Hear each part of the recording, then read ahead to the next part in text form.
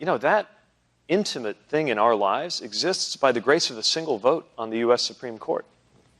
And it's a reminder that the freedoms, our conservative friends talk about freedom a lot, but they're always talking about freedom from, as if government is the only thing that can make you unfree.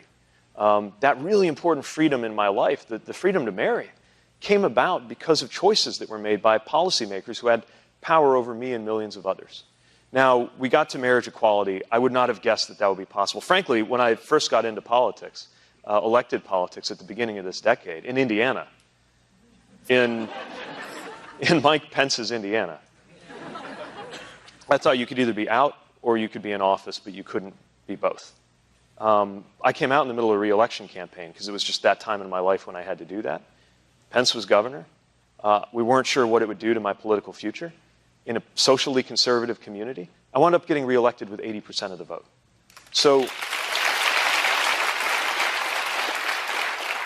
but let's be under no illusions. There are attacks on, for example, transgender Americans from the Oval Office, picking on troops, people willing to lay down their lives for this country, not to mention teenagers in our high schools.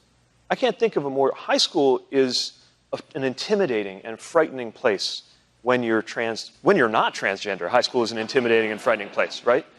And, for a transgender teen to get the signal from the White House that the highest officials in the land can't tell the difference between her and a predator and make it harder for her to go to the bathroom shows you just how out of whack the climate is in our country right now. So we've got to end the war on trans Americans, and we need a federal equality act that would say that you cannot be fired just because of who you are or just because of who you love.